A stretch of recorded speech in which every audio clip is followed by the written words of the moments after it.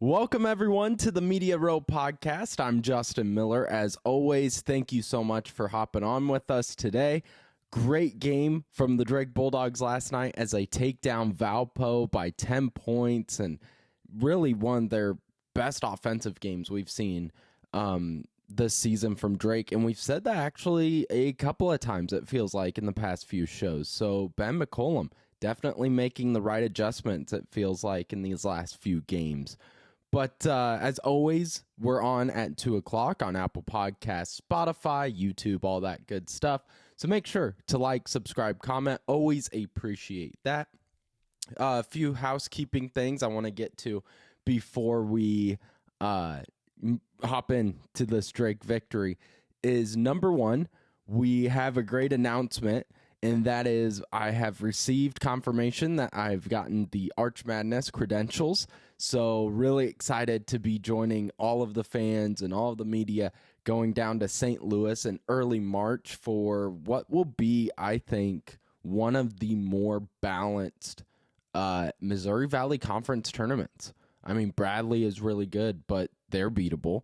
Drake, they are good, but very beatable. And you just have teams that balance each other out. I mean, how many times did I say in yesterday's show, the only consistent thing about this league is that Missouri State and SIU aren't great teams. Well, SIU actually gave Murray State kind of a run for their money for the most part of that game until Murray State was able to start hitting some shots and kind of put that game away. But the scoreboard, I don't think, gives that game justice. And we'll break down that game too further on today. But just wanted to give a heads up to everyone that I will be down in St. Louis. Really excited to see anyone down there. If you're going down, comment, and I'll be trying to stop by, say hi, and always appreciate meeting new people. At the Knapp Center, it's cool. I mean, I grew up in that place, basically, going to games with my dad and family. So it's cool to see people and get to know people. And, you know, you have families like Brittany and Taryn who have become fan favorites as Taryn dresses up in his Ben McCollum outfit for every game. And you just recognize faces, and it's such a cool thing. So if you're going down to St. Louis, make sure to stop by and say hi. Before also we jump into this Drake Valpo game, I want to give a few shout outs to Brian Harden and just Drake in general, because they did two things last night that are awesome. I mean, I know that isn't a great journalism word. I get that, but there's no other way to put it. So first off, the earlier weeknight starts, the earlier tip-offs. Brian Harden put out a tweet of saying, you know, we're trying to make this easier for families and fans to come out to games. We want to see more faces. We're trying to get these earlier starts. So the game tipped off at 6:30. Awesome. And then I was thinking, yeah, but then a big game against UNI, you're probably going to start at 8 again. No, they have that game starting at 6:30. So Drake is trying to make it easier for fans to come out. And I think that's huge. It's a great step for Brian Harden. And so that's just my number one shout out, because even as a guy who's just doing this little podcast, those 8 o'clock starts are tough. So I can't imagine what it is like for a family and for, you know, students who as a student, I remember going to games and calling games and sitting there too when there's about 2 minutes left and looking down being like, man, it's 10 o'clock and I still have homework to do. So it is nice to have those earlier starts. So first off, huge shout out to Brian Harden and all those guys that try to make things easier and exciting and fun at the Knapp Center over there at Drake. So that's number one. Number two, and I'd say it's bigger than the earlier starts because I'm a big uniform guy. Drake breaking out the retro uniforms. Awesome. Love it. That is what I was so sad last year when they couldn't wear them. There was something with Adidas. I can't remember the whole story, but there was something where Drake just couldn't, they weren't able to wear it. Something wrong with the numbers, the printing, whatever it was, but they couldn't wear the uniforms.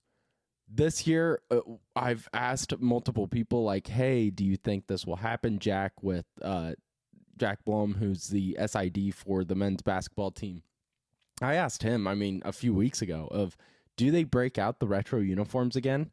And he was like, man, we'll see. But he kind of said how Coach Mack, he is very much so, he likes his home and away jerseys. And if you're winning, no one's going to say anything. That's why, fans can complain at Iowa State about the black uniforms. I'm one of those people that hate the black uniforms, but if you're in the top 10, if you're in the top 15 with Coach Campbell, winning's going to solve all those issues. And it is, again, just a uniform. But as someone who's a big uniform guy, I'm so happy they brought him back. And it was fun to tell the story, too, because went up and talked with Brittany and Taryn again. Always like to say hi to them, and they listen to the show. So if you're listening, thank you. Always appreciate it.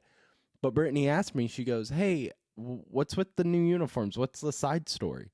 So it was fun to point to the rafters and be like, oh, that's what the Final Four team in 1969 wore, and how, you have legends like Dolph Polium, Willie McCarter, Wanamaker, all those guys. These were the kind of uniforms they wore, and fans love them. And she was like, oh, yeah, the baby blue is clean. And it is. It's one of my favorites. Coaches are wearing those quarter zips that have the retro logo. I want one of those. I was talking with my buddy Sean, kind of rubbing in, the Ohio State victory on his Notre Dame fan base.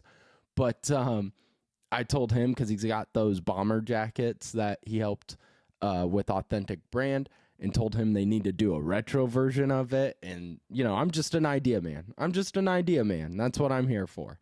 But loved the retro jerseys being back. If I knew that they were wearing those, my prediction would have been by 1 million and not that under 14.5 from yesterday's show. But those are just my two. Before we start breaking down this game, those are my two huge, kudos to Drake University, bringing back the jerseys and also getting fans and families into the game a little earlier with those 6:30 tips. But let's jump in to last night's game. So Drake wins 81-71 over Valpo. They are now 17-2 overall. They are now 7-2 in the Missouri Valley Conference, continuing to challenge Bradley up there on top of the conference. Big mark for Ben McCollum as a first-year head coach at Drake University. He is now tied for second with Mark Phelps in 2008 and 2009, and the coach that shall not be named in Nico Medved. I'll say his name.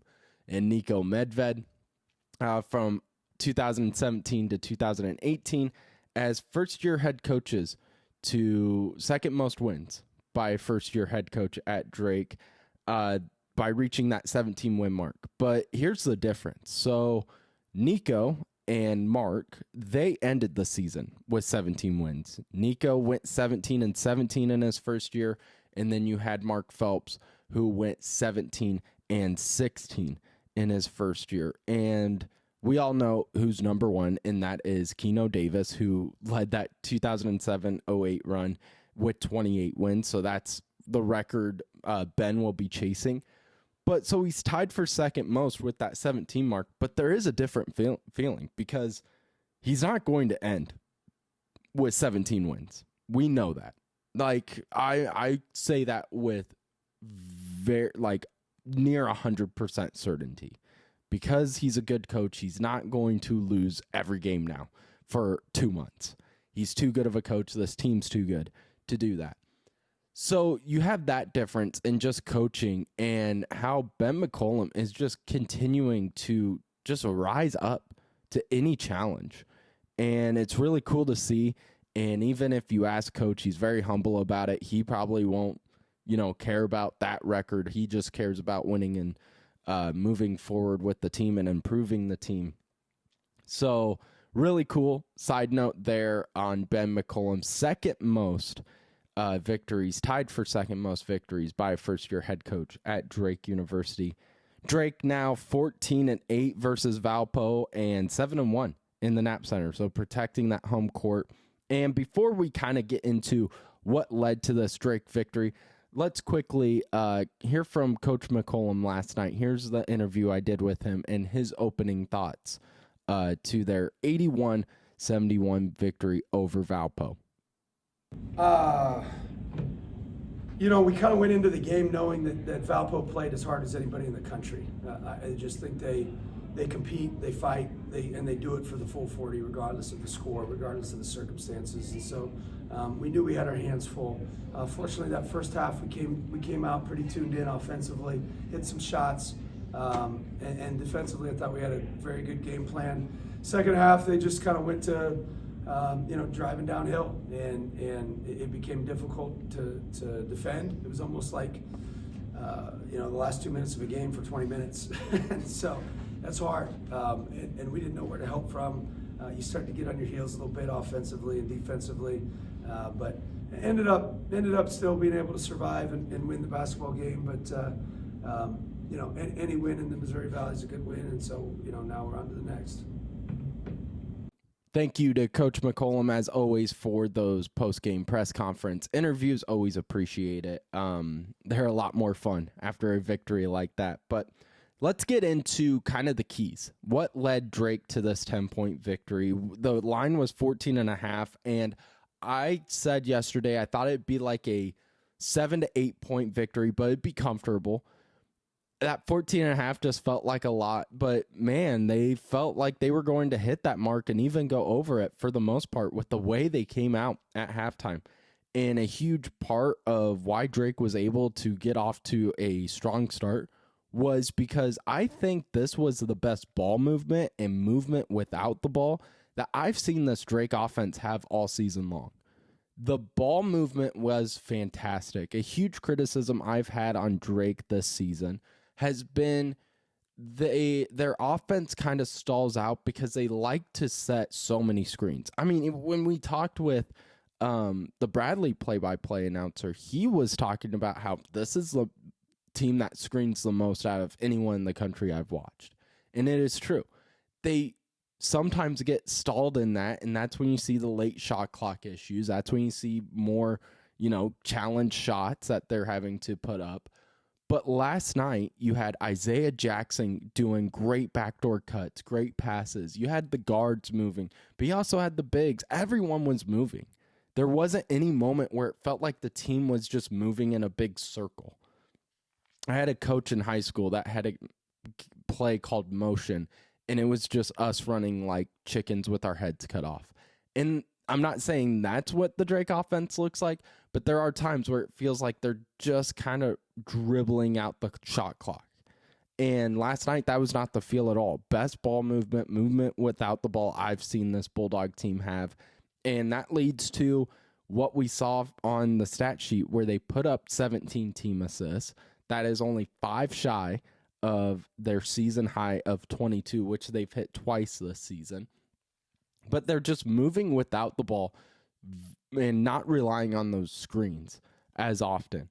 And so that's huge. Valpo last night, they were able in that first half to they were having strong offensive balance, shooting 50% from the 3-point line and the field.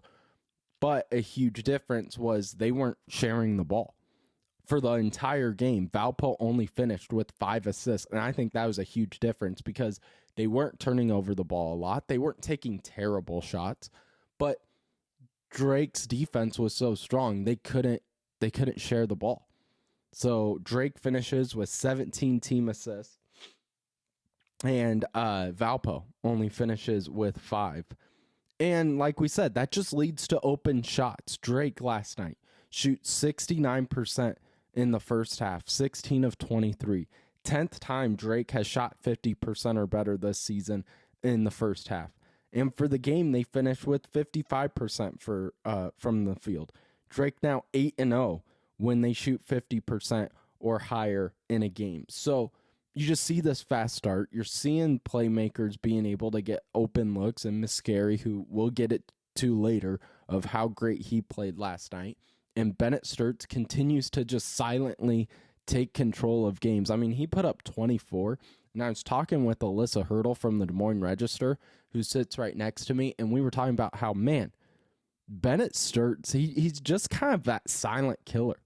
Like, you're seeing Mascari, and he puts up, when he puts up 21 points, they're allowed 21 points because they're usually exciting 3-pointers and all of that. Bennett, maybe it's just the way he doesn't show great emotion.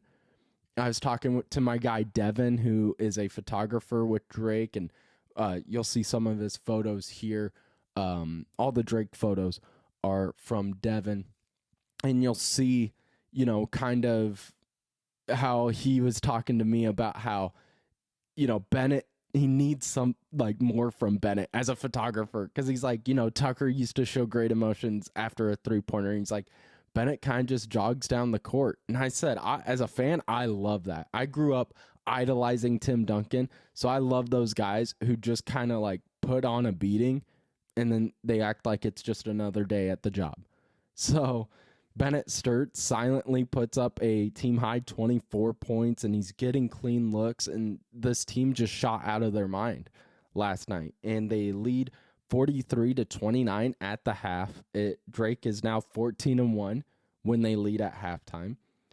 And defensively, they had a challenge because they knew Valpo was going to play for all 40 minutes. Coach McCollum talked about that in his opening thoughts, and he also mentioned, we saw in that last game against Valpo, the reigning freshman of the year in Cooper Schwieger.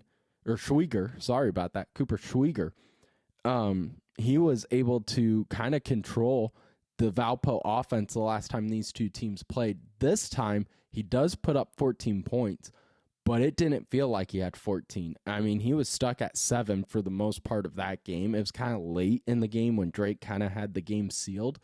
That is when he was able to put up his final 7. But he wasn't a huge controller of the team. He was kind of silent for most of the game. Drake, despite having, guys not as tall as Schwieger, they were able to kind of take him out of the offense, which was huge. And this defense, you always know the defense is going to show up for Ben McCollum's team. And they did last night too. The first half, Valpo was able to shoot 50%.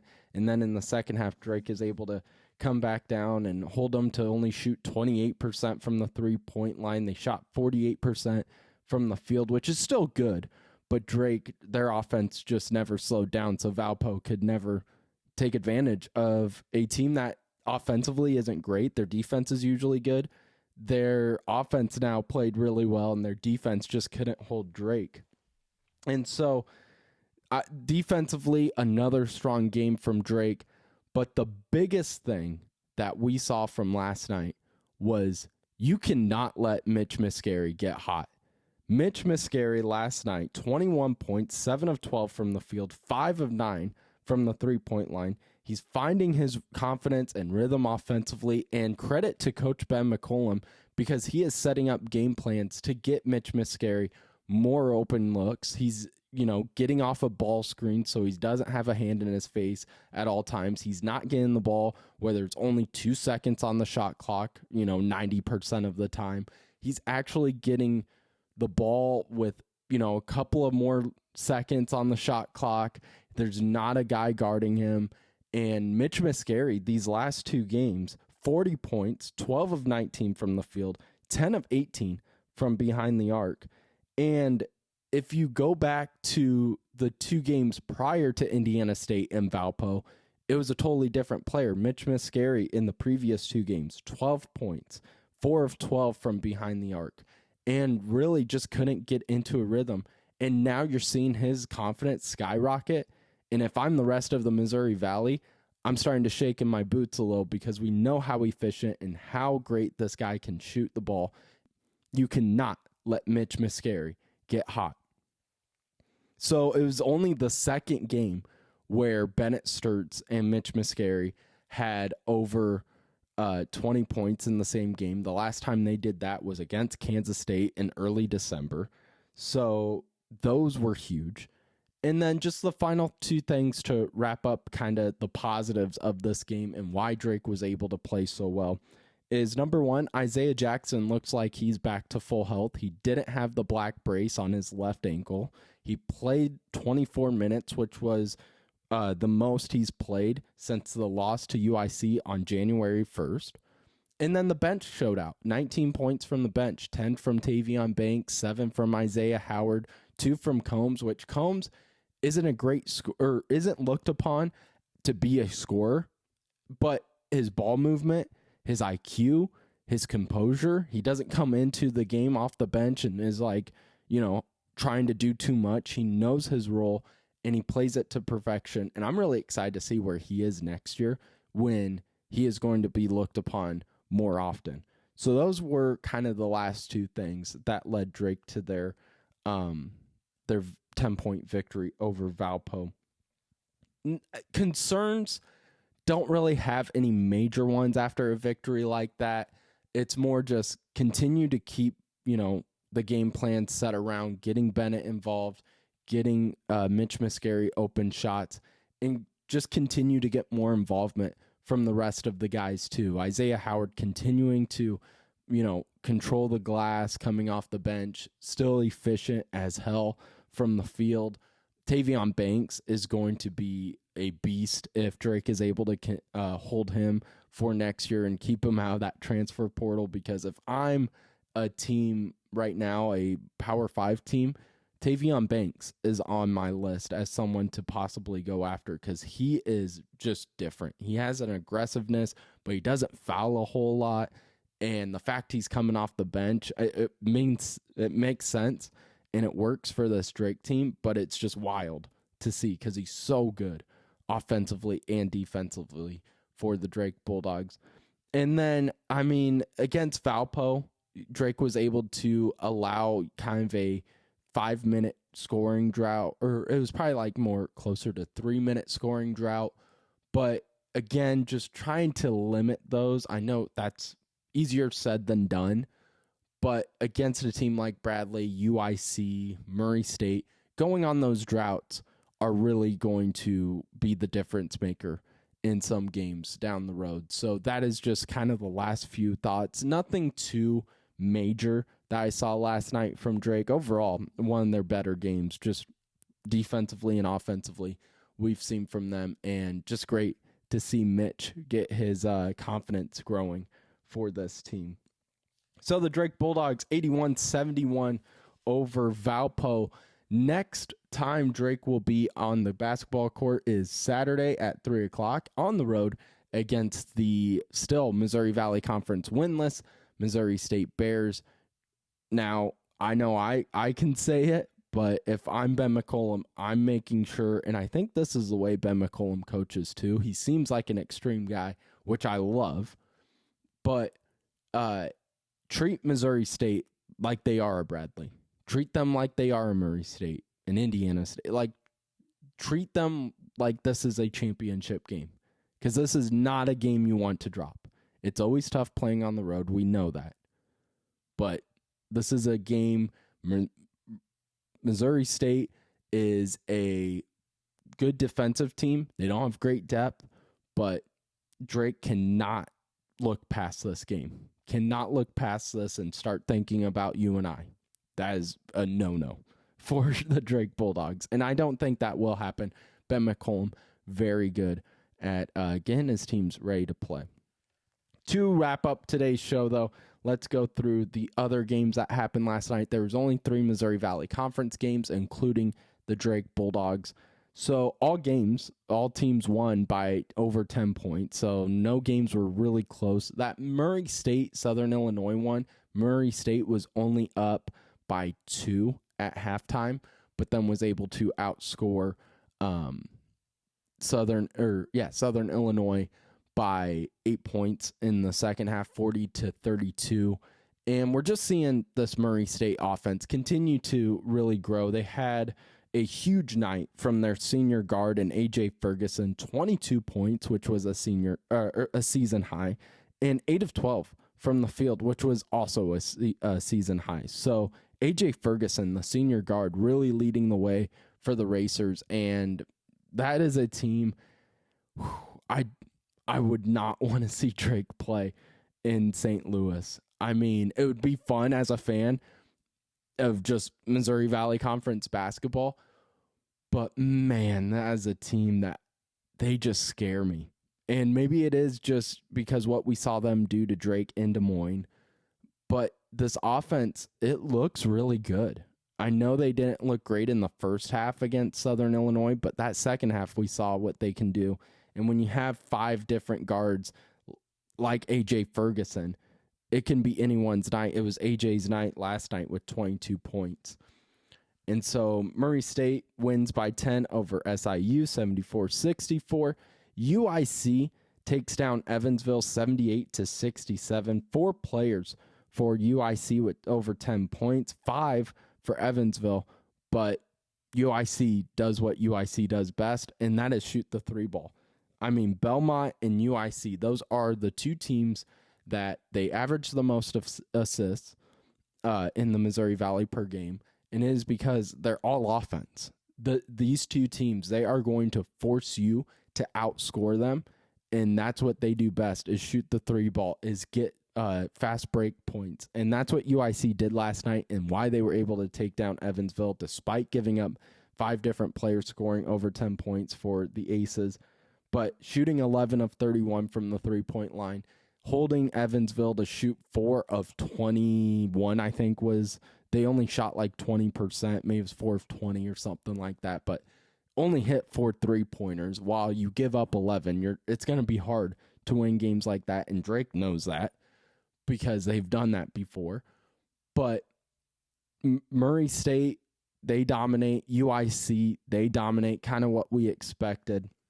And now 2 days off for the men's side of things for the Missouri Valley Conference. Games now on Saturday. Saturday's full. There's like 5-6 games in the Missouri Valley Conference on Saturday. And then Drake gets a handful of days off before Wednesday night at home against UNI, which will be a battle. It always is, and it's always a fun atmosphere. Can't wait to see the Knapp Center packed at 6:30 next Wednesday. But first, gotta get through Missouri State on Saturday. So, as always, thank you guys so much for tuning in to Media Row Podcast with me, Justin Miller. Like, subscribe, comment, all that good stuff.